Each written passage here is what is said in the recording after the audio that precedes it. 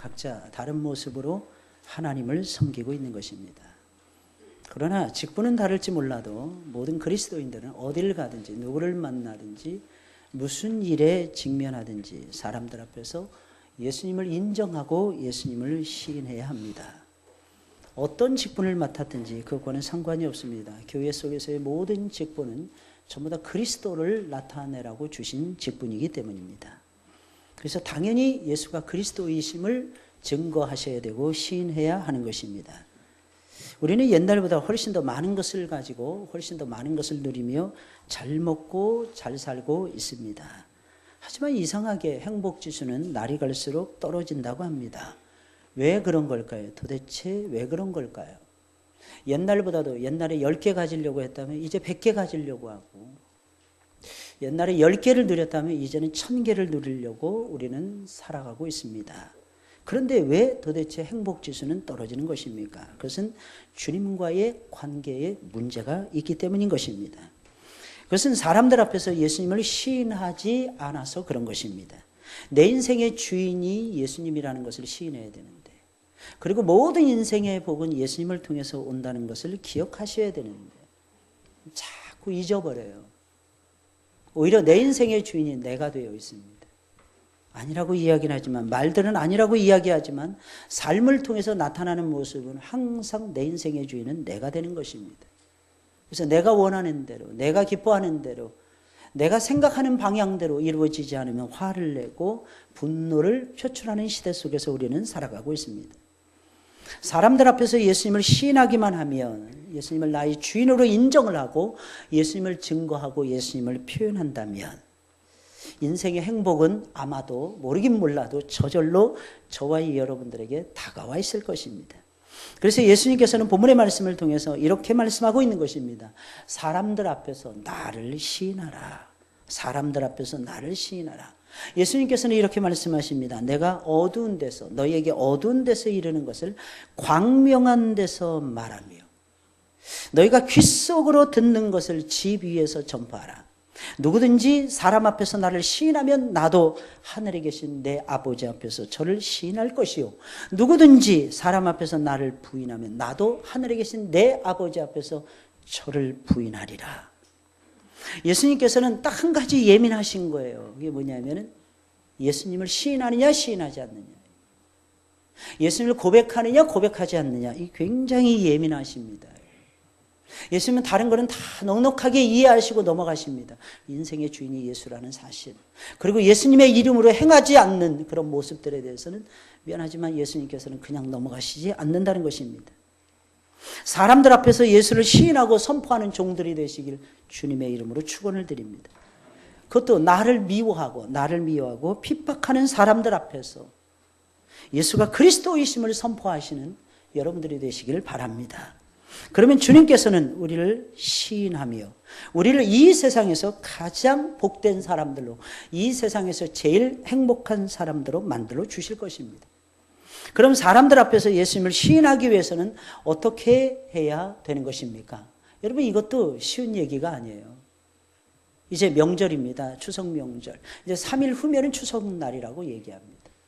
과연 그 자리가 왜 만들어졌는지, 도대체 왜 1년에 2차례는 하나님께서 민속의 명절이라고 하면서 우리로 하여금 대이동의 행진을 하게 하시는지, 그 구체적인 생각을 저와 여러분들이 하면서 살아가셔야 됩니다. 그 이유는 아주 간단해요, 여러분들. 아주 쉽습니다. 아까 찬양 주를 위해서 산다는 그 고백을 했단 말이에요. 그 찬양 속에서 깃들여 있지 않습니까? 여러분, 굉장히 간단해요. 항상 기뻐하고 쉬지 말고 기도하고 범사에 감사하면서 주님과 신기를 쫓아가는 거예요. 이게 너무 쉬워요. 이게 어떻게 보면 신앙생활은 굉장히 단순합니다. 누구라도 그리스도의 영만 받으면 다 이해할 수가 있습니다. 그 사람의 신분이 노예이든지 그 사람의 신분이 남자이든지 여자이든지, 옛날에는 신분이 남자 여자로 나누어졌기 때문입니다. 전혀 상관이 없어요. 그 아이가 어린 아이든지 아니면 청년이든지 아니면 어른이든지 아무것도 들리지 않는 노인이라 할지라도 하나님의 말씀은 하나님께서 듣게 하십니다. 그리고 하나님께서는 반드시 깨달을 수 있도록 해주십니다. 시인하게 만들어 주시는 거죠.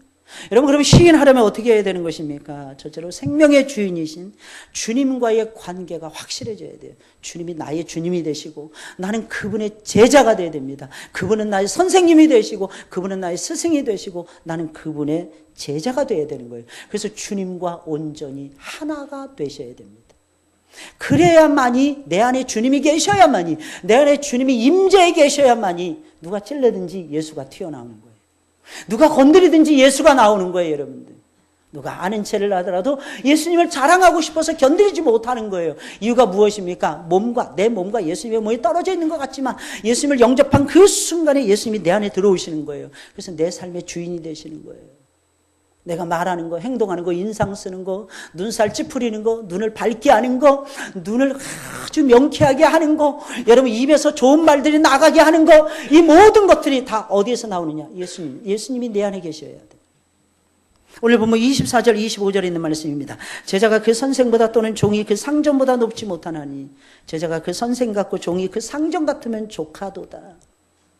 집주인을 바알세불이라 하였거든 하물며 그 집 사람들이랴 라고 말씀하고 있습니다. 여러분, 예수님과 우리 사이는 보통 사이가 아니죠. 뗄래야 뗄 수 없는 사이입니다. 이 세상에서 제일로 가까운 사이가 예수님과 나와의 사이입니다. 그 누구도 내 마음속에 들어올 수는 없어요. 실제적으로 내 마음속에 생각은 할 수 있어요. 내 마음속에 담을 수는 있습니다. 그러나 내 마음속에는 들어올 수 없어요. 그러나 주님은 내 마음속에 들어오십니다. 신기한 건요, 나도 누구의 마음속에 못 들어가요. 그런데 나는 주님의 마음속에는 들어갑니다. 예수님은 나의 주인이 되십니다. 우리는 예수님의 종들입니다. 우리는 예수님의 제자들입니다. 이 세상에서 예수님이 제일로 사랑하는 제자들입니다. 왜 예수님이 이 말씀을 하신 걸까요? 우리는 예수님의 제자의 종들이니 예수님과 온전히 하나가 되는 아름다운 관계를 유지하라는 것입니다. 나아가서는 예수님께서 하시는 말씀, 예수님과 똑같은 복음과 함께 고난의 삶을 살라는 것입니다. 예수님과 똑같은 고난의 삶을 살아가라는 것입니다. 오늘날 그리스도인들은 예수님이 받는 대접보다 훨씬 더 좋은 대접을 받으려고 합니다. 이게 오늘날 그리스도인들의 문제입니다. 예수님이 욕을 당하셨는데 우리는 욕을 안 먹으려고 합니다. 예수님이 오해를 받으신 적이 많았는데 저와 여러분들은 오해를 받으면 죽으려고 합니다. 여러분들. 예수님은 칭찬을 받지 아니하고 오히려 예수님 멸시를 당하셨는데 우리는 어디를 가나 누구를 만나든지 영적인 칭찬이라면 괜찮아요. 하나님이 인정해 주시는 칭찬이라면 괜찮습니다. 자꾸 사람의 말들, 사람의 소리에 귀를 기울이면서 사람의 칭찬을 받지 못하면 마치 죽을 것처럼 저와 여러분들은 살아갑니다. 그러나 우리는 주님과 가장 가까운 관계를 우리가 유지하게 되면 예수님이 받으신 대접 이상은 절대로 받을 수 없을 것입니다. 당시에 사람들은 예수님을 가리켜서 어떻게 대접했느냐? 오늘 주인은 예수님을 얘기하는 거예요. 그 집주인은 예수님을 얘기하는 거예요. 바알세불이라고 불렀어요. 이 바알세불은 바알이 왕이라는 뜻이에요, 여러분. 바알이 진정한 왕이라는 뜻입니다. 다른 말로 하면 귀신의 왕이라는 뜻이에요. 직역을 하자면 이 말씀의 의미는 이 단어의 뜻은 파리 대왕이라는 뜻입니다. 파리가 대왕이라고 생각했어요. 왜 그렇게 생각했는지 여러분들 미루어 짐작해 볼 수 있을 것입니다. 파리가 가는 곳마다 전염병이 옮겨지는 거예요. 파리가 득실되면 병이 생기는 거예요. 파리가 끓으면 그 음식을 버려야만 되는 것입니다. 파리가 세상을 움직이는구나 이렇게 생각했던 거예요. 그래서 파리를 왕으로 생각했어요. 이게 가나안 땅에 살고 있었던 사람들의 대체적인 정서였습니다. 우리가 생각하기엔 너무나 비과학적인 것 같죠. 그러나 어떻게 보면 비과학적이지만 어떻게 보면 굉장히 과학적입니다. 여러분들. 그들은 그들의 삶을 분석했던 것입니다. 그들의 삶의 실체를 알았던 것입니다. 이 실체는 세균에 의해서 움직여지고 파리에 의해서 움직여진다는 거예요. 지극히 작은 것에 의해서 움직여진다는 것입니다. 그래서 사탄을 가리켜서 파리 대왕이라고 불렀던 것입니다. 모든 귀신들의 왕이 사탄인 거예요. 사람들은 예수님이 너무 쉽게 그런데 귀신들을 쫓아내는 거예요. 예수님이 가는 곳마다 귀신들을 쫓아내는 거예요. 처음에 쫓아낼 때는 귀신을 쫓아내. 저분은 진짜 사탄의 권세를 이기시는 하나님의 아들이 틀림이 없어. 사람들은 그렇게 생각했어요. 근데 너무 자주 쫓아내시는 거예요. 너무 쉽게 쫓아내시는 거예요. 심지어는 막 쇠사슬 막 이런 것도 끊어내는 이런 귀신 들린 자들도 예수님의 말씀을 전부 다 복종하는 거예요. 이상한 거예요. 그러다가 예수님이 하시는 말씀이 그들에게 부담을 주는 말씀을 예수님이 계속 주시는 것이었어요. 그때부터 그들의 마음속에 예수님을 향한 거부 반응이 일어나기 시작을 합니다. 예수님을 믿으면 잘 먹고 잘 사는 거 이것만 생각했는데 예수님 믿으니까 못 먹고 못 살 것 같아요. 예수님 자꾸 버리라는 거예요. 예수님 자꾸 내려놓으라는 거예요. 너희가 많이 가졌느냐? 많이 내려놓으라는 거예요. 너희가 적게 받았느냐? 적게 내려놓을 수밖에 없다는 거예요. 그러나 그 속에서도 하나님을 위해서 많이 쓰라는 것이었어요. 이 말은 제자들이 또한 그때 당시에 사람들이 받아들이기엔 쉬운 것이 아니었어요. 그때 그들이 생각한 것이 있었습니다. 무엇입니까? 그 귀신들을 쉽게 제압하시는 예수 그리스도는 그 귀신들의 왕이 아니고서는 그렇게 될 수 없다. 예수님의 그 놀라우신 사역을 이상하게 해석을 하면서 예수님을 오해하시면서 예수님을 비난하기 시작을 합니다. 그러면서 그들은 이렇게 말을 했어요. 귀신의 왕이 아니고서 어찌 귀신들을 쫓아낼 수 있겠느냐 하면서 예수님을 귀신의 왕 바알세불이라고 불렀던 것입니다. 이처럼 예수님은 항상 세상 사람들로부터 죄송하지만 비난을 받으셨고 오해를 받으셨고 계셨어요. 이게 예수님의 거의 대부분의 삶이었잖아요, 여러분들. 태어나면서부터 바로의 칼날을 펴서 아니죠, 여러분들. 헤롯 대왕의 칼날을 펴서 바로의 밑에 숨어 들어가는.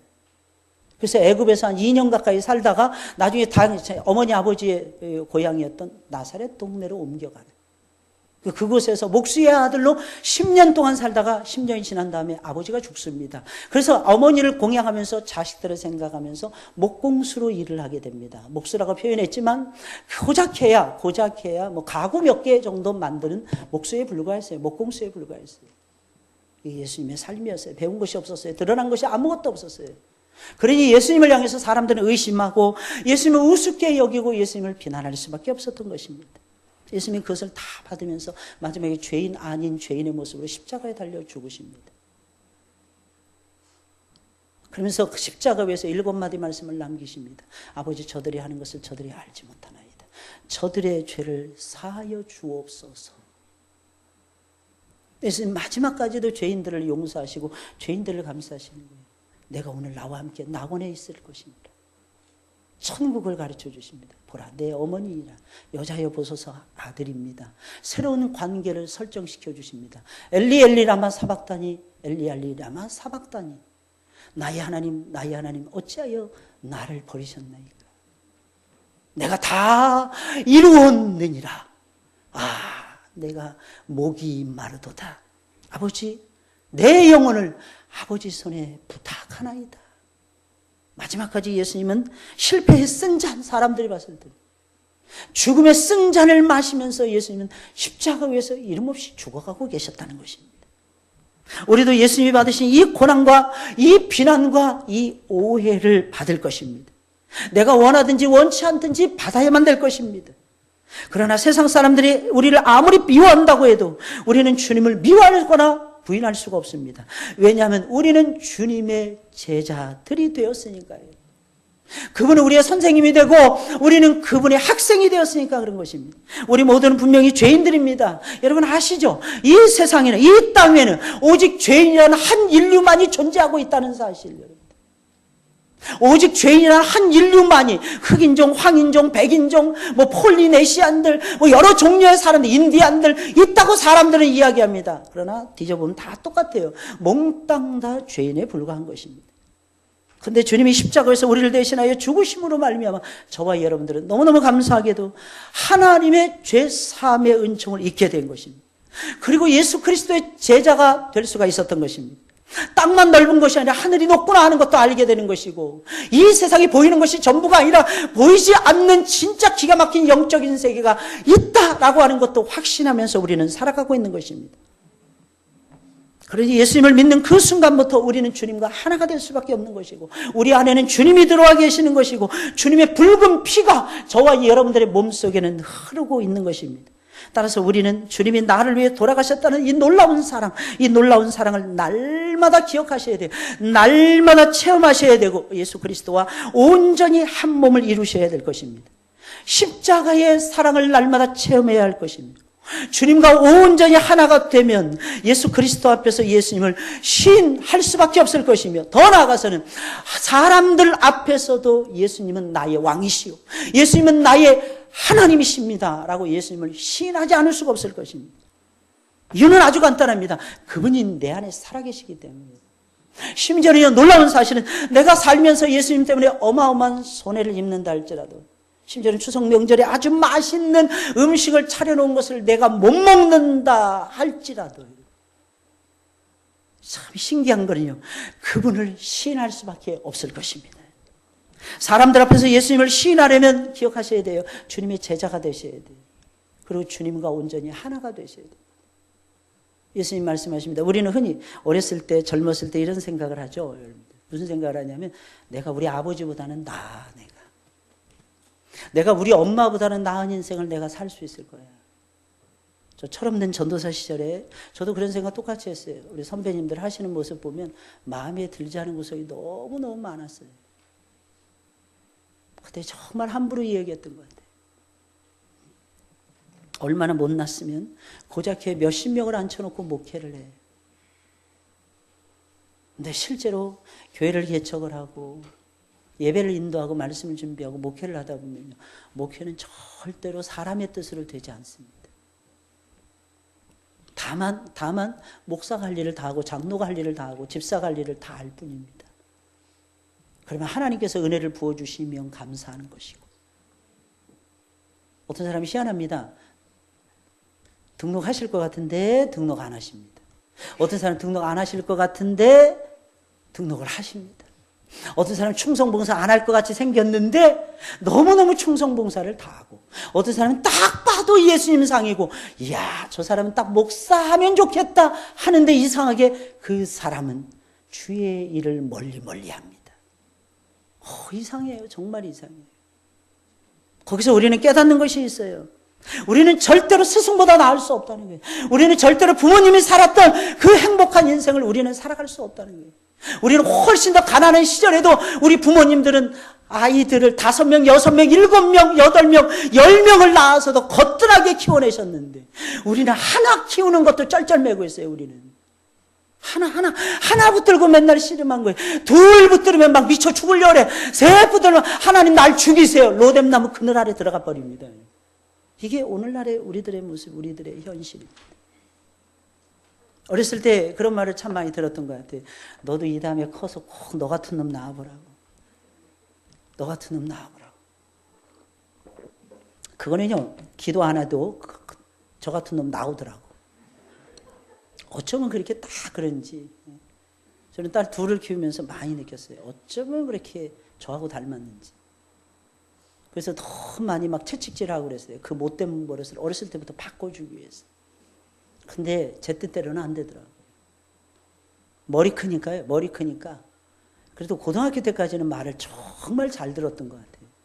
대학 딱 들어가니까요, 이제 머리 컸다고요, 자기네들이 판단하다. 자기네들이 다 하더라고요.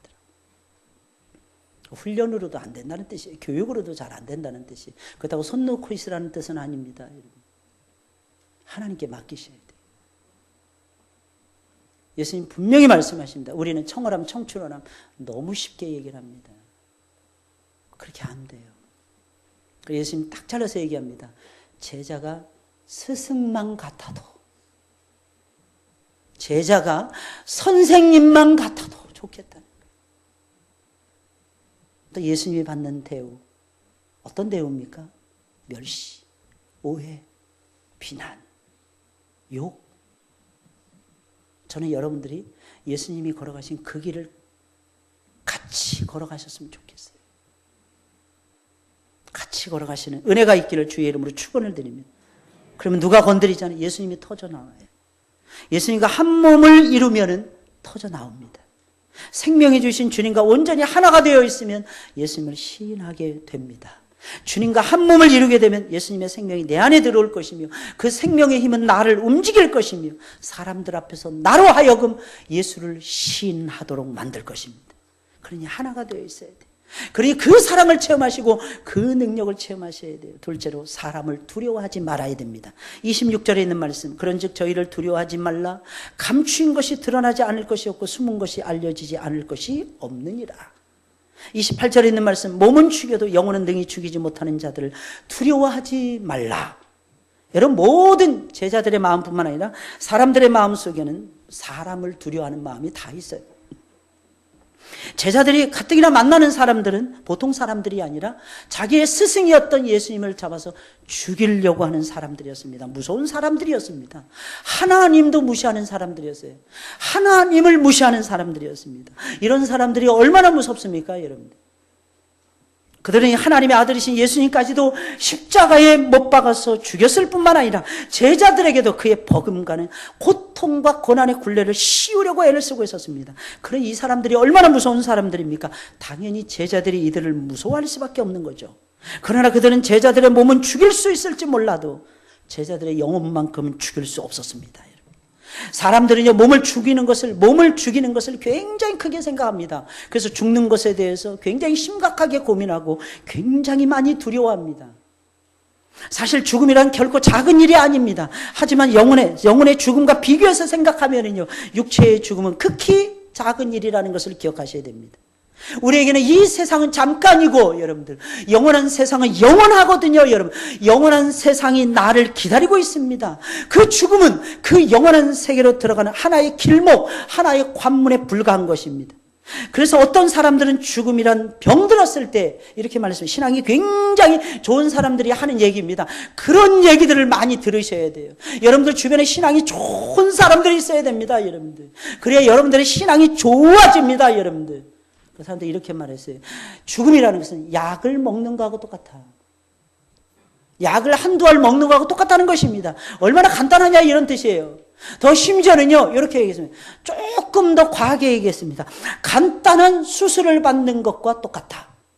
간단한 수술을 받는 거하고 죽음이 똑같다 이랬습니다. 근데 마귀는요, 귀신들은요, 계속해서 여러분들의 마음을 움직입니다. 안 좋은 쪽으로, 못된 쪽으로, 하나님의 말씀을 기억하지 못하는 쪽으로 자꾸 갑니다. 그러면 여러분들의 마음이 어떻게 되는 줄 아십니까? 거기에 뜩 끌려가요. 끌려가면 어떻게 되는 줄 아십니까? 자꾸 두려워지기 시작합니다. 그래서 참 신기합니다. 우리 주님이 우리에게 주신 마음은 두려워하는 마음이 아니에요.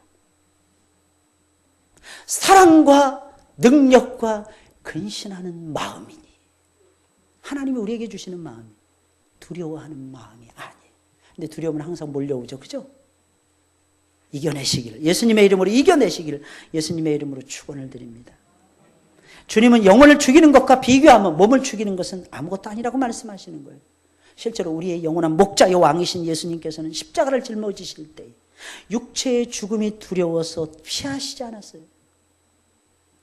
예수님에게도 두려운 시간이었습니다. 그러나 예수님은 묵묵히 십자가의 죽음을 받아들이십니다. 멸시와 욕과 조롱을 다 당하셨으나 예수님은 아무런 말씀도 하지 아니하시고 십자가를 짊어지십니다. 그리고 십자가 위에서 달려서 죽으셨습니다.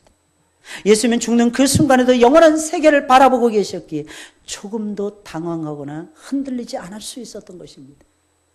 여러분들도 마찬가지예요. 주님을 바라보시길 주의 이름으로 축원을 드립니다. 예수님 바라보는 즐거움이 있어야 돼요.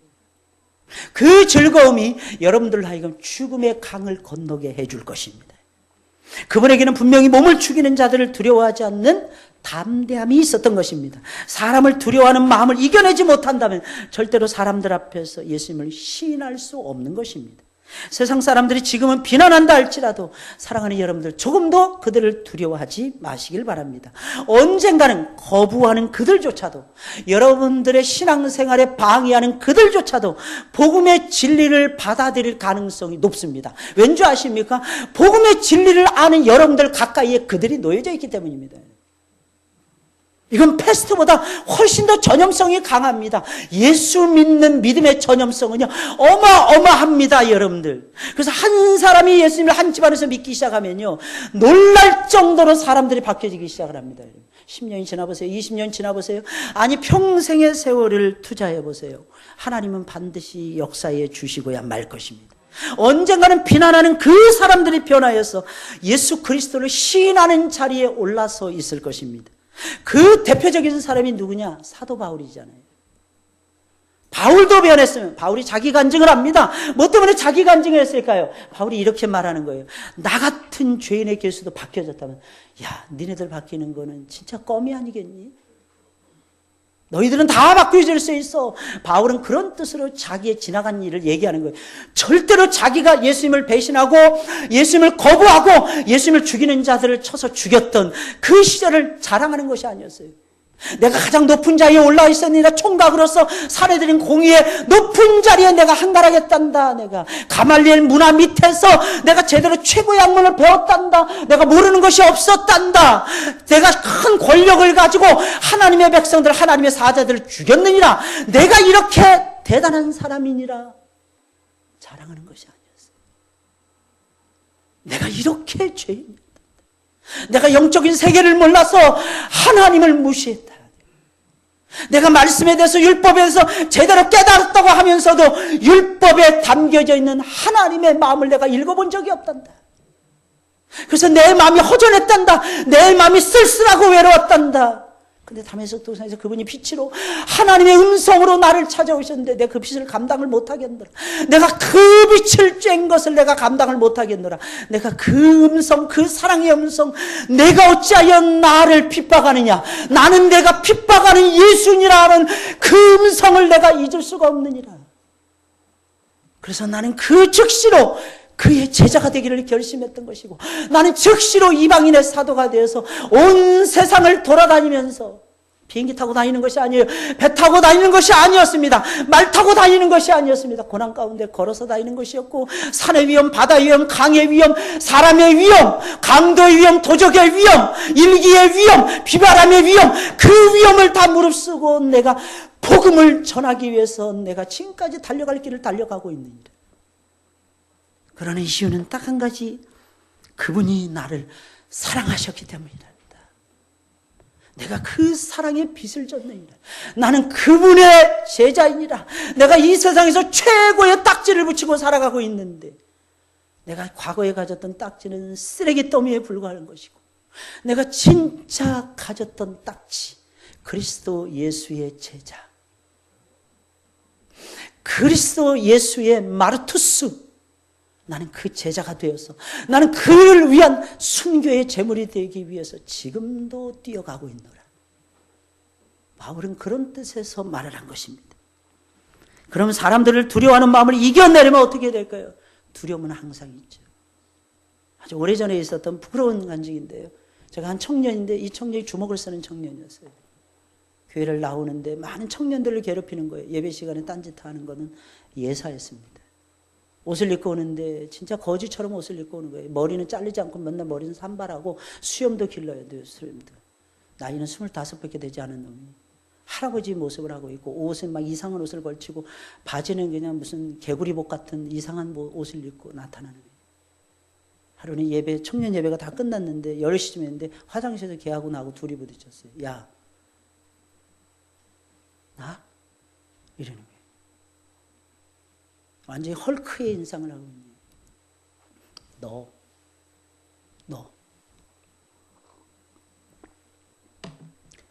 너 내일 머리 자르고 오고, 교회 오려면 수염 깎고 오고, 옷 그렇게 그런 거짓골을 하고 나타나지 말고 하나님 앞에서 예배 드리는데 너 싹 갈아입고 제대로 나타나. 너 그리고 겸손하게 내일 예배 드려. 그러니까 이놈이 또 한 번 저한테 나한테 하는 말이야? 임마 너. 다음 날이 되었습니다. 그 시간이 10시가 넘었다니까요. 머리는 깎을 수가 없으니까 머리를 쫙 묶어서 왔더라고요. 머리를 자르면서 머리를 쫙 묶고 나타났어요. 수염은 면도를 깨끗이 해가지고 얼굴이 해처럼 빛나는 거예요. 수트 탁 입고 구두 딱 신고 성경책 가슴에 탁 끼고 나타났어요. 온 성도들이 할렐루야 그랬어요. 온 성도들이. 한참 세월이 지난 다음에 저희 집에 데려가서 밥을 같이 먹는 거예요. 목사님, 왜? 목사님, 저 그날 죽는 줄 알았어요. 왜? 저는 목사님이 그렇게 무서운 분이시라는 걸 그날 알았다는 거예요. 제가 웃으면서 했어요. 야, 임마, 나는 더 죽을 뻔했어. 너 같은 놈한테 내가 그 말을 해주는데, 임마. 나 이제 와서 얘기하지만 나 진짜 떨려서 죽는 줄 알았다. 나 죽을 뻔했어. 얘가 어느 정도 되면 태권도가 4단인가 5단인가 되고요. 중학교 때부터 주먹질하면서 인천에서 접은 적이 없는 놈이. 이 20명 30명 젊은 애들이 떼거지로 몰려 있잖아요. 공원에 갑니다. 야유회에 갑니다. 지나가면서 불 꺼. 애들 담배 피우고 있는 거예요. 불 껐다 그러면 애들이 불 끄고 죄송합니다 막 불 끄는 거예요. 인상이 워낙 좋으니까. 게다가 몸은 얼마나 빠른지 말도 못해요. 발차기 한 번 하면 애들한테 장난을 무슨 발차기로 장난하는 거예요. 애들 앞에서 이 눈썹이 왔다 갔다 해요. 눈썹이 앞에 왔다 갔다 발차기. 일자로 쫙 뻗어가지고 휙휙휙 바람을 일어요. 그런 놈한테 말하기가 쉽겠습니까? 맞을 것 같았어. 죽을 것 같았어요. 야 임마 내가 더 무서웠어요. 목사님 그때 너무 무섭던데요. 너 그래서 말 들은 거야? 내가 무서워서? 아니요 목사님 그건 아니고 사실은 제가 목사님 이제 와서 말씀드리면 저희 아버지가 장로님이세요. 저희 어머니가 전도사님이세요. 근데 저 고3 때 우리 아버지가 사업을 말아먹었어요. 저 할아버지 밑에서 컸어요 목사님. 제가 한 6년째 할아버지하고 함께 살아요. 제가 속이 뒤집어져서 어떻게 하나님이 우리 가정을 이렇게 산산조각을 낼 수 있을까? 이게 너무 화가 나가지고 누구한테 사람들 앞에 만나는 사람마다 분풀이를 했더니 그때부터 그 친구 달라지기 시작하더라고요. 하나님의 은혜가 그 친구의 마음속에 임한 거예요. 여러분 사람은 정말 두렵죠. 그러면 사람에 대한 두려움을 이기시려면 어떻게 해야 됩니까 여러분들? 꾸준히 날마다 하나님의 말씀을 들으셔야 되고 하나님의 말씀을 먹으셔야 됩니다. 그래서 사람을 두려워하지 말라고 하는 말씀 사이사이에 예수님이 하시는 말씀이 26절 28절에 감추인 것, 숨은 것, 어두운 데서 잃은 것, 귓속으로 듣는 것 등에서 언급하고 있는 것입니다. 이건 한결같이 뭘 얘기하는 것입니까? 약속의 말씀을 얘기하는 거예요. 하나님의 말씀은 감추어진 보배하고 똑같아요. 숨어 있습니다. 어두운 데서 잃은 거하고 똑같습니다. 왜? 세상 사람들은 못 들으니까 여러분들. 근데 여러분 그 말씀은요 수면 위에 딱 떠오를 때가 있어요. 그 말씀이 내 마음을 지배할 때가 있어요. 그 말씀이 나를 견고하게 잡아줄 때가 있습니다. 여러분 그때는 사람이 두려워지지 않아요. 하나님만 두려워지게 됩니다. 저는 여러분들의 인생에서 사람을 두려워하는 것을 뽑아내고 하나님을 두려워하는 것으로 채워주셨으면 좋겠어요. 여러분. 그래서 세 번째는 오직 하나님만을 두려워하셔야 된다는 것입니다. 28절 몸은 죽여도 영혼은 능히 죽이지 못하는 자들을 두려워하지 말고 오직 몸과 영혼을 능히 지옥에 멸하시는 자를 두려워하라. 이분이 누구일까요? 하나님이시죠. 하나님이 어떤 분이시기에 그분을 두려워해야만 되는 것입니까? 하나님은 우리의 몸과 영혼을 동시에 지옥불에 던질 수 있는 분이에요. 우리의 몸만 망가뜨리는 마귀하고는 다릅니다. 여러분들. 세상하고는 다릅니다. 여러분들. 그분은 우리의 영혼도 멸하실 수 있는 분이에요. 여러분들. 마지막 날에 저와 여러분들은 하나님 앞에 서게 될 것입니다. 그때 하나님 앞에 심판을 받을 것입니다. 그때 믿는 사람들은 천국에 들어갈 것이고 상을 받고 천국에 들어갈 것이고 죄송하지만 믿지 않는 분들은 영혼과 육체가 지옥으로 들어가고야 말 것입니다. 이 모든 것을 주관하시는 분이 우리 아버지 하나님이세요. 그러니 어찌 하나님을 두려워하지 않을 수 있겠고 그 하나님을 그 예수님을 사람들 앞에서 시인하지 않을 수 있겠습니까? 사람의 눈밖에 나면 잠깐 고통을 받지만 하나님의 눈밖에 나면은요 여러분 영원한 지옥이라는 영원한 지옥. 게다가 하나님은 절대로 실수하지 않는 분이시며 머리털까지 세시는 세밀하신 분이십니다. 29절 31절에 있는 말씀 참새 2마리가 한 아사리온에 팔리는 것이 아니냐 그러나 너희 아버지께서 허락지 아니하시면 그 하나라도 땅에 떨어지지 아니하리라. 너희에게는 머리털까지 다 세신 바 되었나니 두려워하지 말라. 너희는 많은 참새보다 귀하니라. 이때 당시에 참새 2마리를 한 아사리온에서 거래하고 있었던 모양이에요. 한 아사리온이라는 말은 10센트를 얘기하는 거예요. 10센트. 한 100원, 110원? 요거밖에 안 되는 거예요. 그러면 참새 한 마리는 얼마입니까? 50원? 이거밖에 되지 않는 거예요. 근데 신기한 건 이 참새의 죽고 사는 것까지 하나님이 아시는 거예요. 하나님이 관심을 갖고 있는 거예요. 그렇게 하찮은 참사도 내가 관심을 갖는데 하물며 너희일까 보냐. 하나님 말씀하시는 거예요. 예수님 가르쳐주고 계시는 거예요. 너희는 많은 참새보다도 귀하니라. 귀하니라. 예수님께서 가르쳐주시는 거예요. 그러니 우리 믿는 자들의 삶을 참새들의 삶도 예수님이 주관하시는데 여러분들의 삶을 세상 사람들이 주관하도록 내버려 두시겠습니까? 그래서 여러분들 기억하셔야 돼요. 여러분들 주변에서 벌어지는 모든 일들은 우연이 아닙니다. 하나님의 계획과 하나님의 작정과 하나님의 의뢰 속에서 벌어지는 모든 일들이 하나님이 주관하시는 거예요. 우연은 하나도 없어요. 어떤 일이 잘 됐습니다. 우연이 아니에요, 여러분들. 어떤 일이 안 됐습니다. 우연이 절대로 아닙니다. 하나님의 섭리가 그 속에는 반드시 흘러가고 있어요, 여러분들. 깨달으시기를 주의 이름으로 축원을 드립니다. 또한 하나님은 우리의 모든 형편을 다 보고 계시며 우리를 항상 도와주고 계십니다.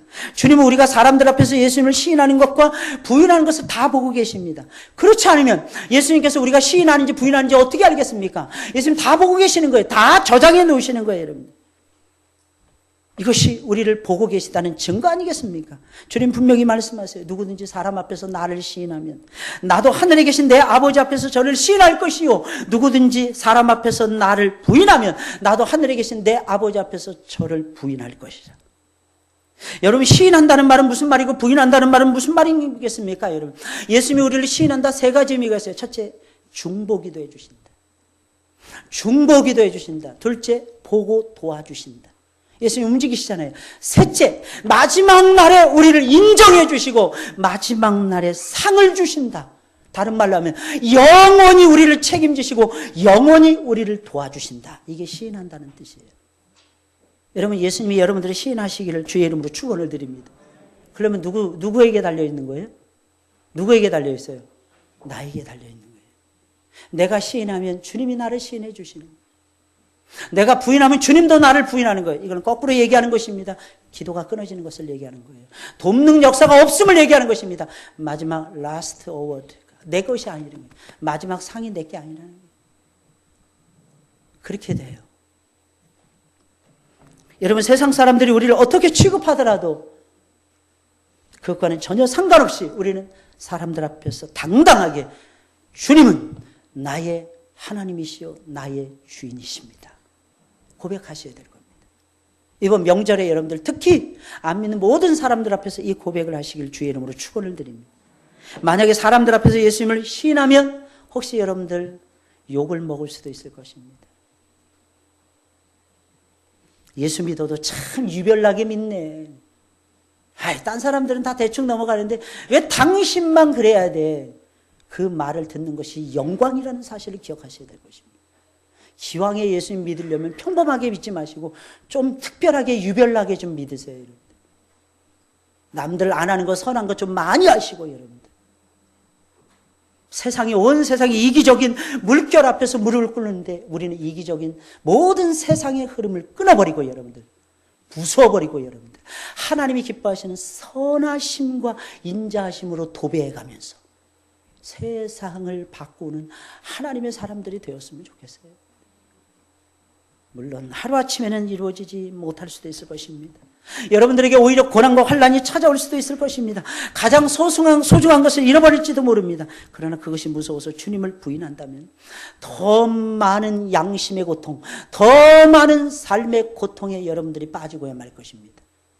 종교개혁을 일으켰던 보헤미안의 사도였던 요한 후스라는 사람이 있었는데 이 사람의 제자가 제롬이라는 명석한 제자가 있었답니다. 요한 후스는 순교의 제물이 돼서 죽었어요. 그래서 많은 사람들이 후스 하는 거예요. 대단한 제물이 돼서 거의 종교개혁 이전에 일어났던 거의 최초의 사건. 물론 그전에도 있었지만 또다시 불사를 지키는, 불을 지피는 첫 번째 제물이 거의 요한 후스가 했어요. 근데 그의 제자 제롬은 죽는 것이 두려워서 예수님을 모릅니다. 부인을 한 적이 있었답니다. 죽음이 무서워서. 그런데 오히려 그 고통이 죽는 고통보다 훨씬 더 컸더랍니다. 죽는 고통보다 예수님을 부인했던 그 고통이 자기 인생에서 어마어마하게 컸다는 것입니다. 최고였다. 나중에 마음을 바꿉니다. 회개합니다. 그리고 순교의 제물이 되어서 죽습니다. 죽기 전에 제롬이 이렇게 고백했다는 거 아니겠습니까? 이제야 내가 주님께 빚을 갚았노라. 그러면서 아주 평안한 순교의 제물이 되셨다고 합니다. 여러분, 사람들 앞에서 우리도 예수님을 시인해야 할 것입니다. 이게 당당한 거예요. 이게 내 양심을 살찌게 하는 거예요. 이게 내 마음의 심령에 엄청난 하늘의 위로를 갖다 주는 것입니다. 하늘의 위로를 받기를 원하십니까? 땅의 잠시 잠깐의 위기를 모면하기를 원하십니까, 여러분들? 그런 현장이 없는 것 같죠, 여러분들? 이 시대는 평화의 시대니까. 많습니다, 여러분들. 선택하셔야 돼요. 선택하셔야 돼요. 그것이 나를 살리고 죽어가는 영혼들을 살리는 길이 될 것입니다. 그렇게 하려면 주님과의 관계가 돈독해져야 돼요. 하나가 되셔야 돼요. 무슨 일이 있어도 사람을 두려워하지 않아야 됩니다. 그러면 말씀으로 채우셔야 돼요. 오직 하나님만을 두려워하셔야 됩니다. 그분께로 달려가셔야 돼요. 여러분, 이것이 우리들의 삶의 모습인 것입니다. 주님이 기뻐하시는 이번 명절에는 꼭 승리하시기를 주의 이름으로 축원을 드립니다. 여러분, 명절날은 추석 명절, 구정 명절은 뭐 하는 날이라 그랬어요? 뭐 하는 날이에요? 가족들이 모여서 예배 드리는 날이에요. 예배 드리는 날. 예배 드리는 날이래니까. 어떤 어르신은 그렇게 하시더라고요. 예배 딱 나눠주잖아요, 여러분들. 명절 가족 예배 지침서를 나눠드리잖아요. 돌아가면서 읽게 하더라고. 어른 할 거 없이 돌아가면서 말씀을. 그러니까 안 믿는 자식들도 다 한 번씩 다 읽게 되더라고요. 집중해요. 내 순서니까 잘 읽어야지. 이렇게 변하더라고요. 옛날에 어떤 어르신이 할머니였는데 글자를 몰랐어요. 영어를 쓰는 영어권의 나라의 할머니인데 글을 모르셨어요. 예수님 만나서 복음을 전하고 싶은데 글을 읽으실 수가 있어야지. 근데 이 할머니가 한 가지를 딱 학생 청년 하나를 불러가지고, 청년, 내가 들으니까 뭐 요한복음 3장 16절이 중요하다네. 그거 한번 찾아봐. 내가 용돈 줄 테니까 찾아. 거기다가 붉은 펜을 칠하고 그 책갈피로 이렇게 꽂아놔. 그리고 영접하는 자, 그 이름을 믿는 자에게는 하나님의 자녀가 되는 권세를 주셨으니 그 말씀도 찾아봐. 다 찾는 거예요. 말씀에서 중요한 말씀. 그리고 지나가는 사람을 붙이니, 내가 글을 모르라서 그러는데 한 가지 부탁 좀 합시다. 이걸 좀 읽어 주셨으면 좋겠는데 1분만 나를 위해서 써주세요. 거기 뭐라고 되어 있어요? 거기 뭐라고 되어 있어요? 읽다가 예수 믿으세요. 전도해서 수많은 사람들을 전도했다는 거예요. 여러분, 환경과 내 실력을 가지고 살려고 하지 마세요. 우리는 어차피 내 실력으로 이 세상 못 살아요. 하나님의 은혜로, 하나님의 능력으로, 하나님의 이름으로, 하나님이 부어주시는 축복으로 살잖아요. 나는 이제 예수 믿은 지 얼마 안 돼서 가정 예배를 인도할 수 없어요. 그런 게 어디 있어요? 가져가서 읽으시라니까. 모자라면 전사님한테 복사해달라 그러시고. 순서, 모이는 순서, 이번에는 몇 명이 모일까? 돌아가면서 읽는 거예요. 굳이 한 사람이 설교할 필요 없어요. 여러분들은 다 목사로서, 교사로서의 자질을 타고나지 못했습니다. 그냥 읽기만 해도요, 은혜가 돼요. 왜? 성령께서 역사해 주시니까. 여러분들 제발 그렇게 하시면서 명절을 지켜가시길 주의 이름으로 축원을 드립니다. 모여서 뭐 할 것입니까? 여러분? 윷놀이는 2부 순서로 하세요, 여러분들. 2부 순서. 제발 상 차리지 마시고, 여러분들. 상 차려놓고 뭐 옆에 서 있기만, 다 똑같아요, 여러분들. 그거 다 없애세요, 여러분들. 하나님이 싫어하는 것은요, 모양이라도 버리셔야죠, 여러분. 하나님 기뻐하시는 대로. 할렐루야. 우상과 싸우세요, 여러분들. 이 나라가 왜 안 될까요, 여러분들? 이 민족이 왜 망했던 것입니까, 여러분들? 간단합니다. 우상 딴지기 때문에. 엄청난 우상을 섬겼잖아요. 불교, 유교, 미신이 전부 다 짬뽕이 돼서 어우러진 이 한반도 이 땅. 그걸 어떻게 감당해 내겠습니까? 예수님을 영접하고 예수님을 시인함으로 감당해 내셔야 되는 거예요. 할렐루야. 우리 찬송 부르겠습니다. 200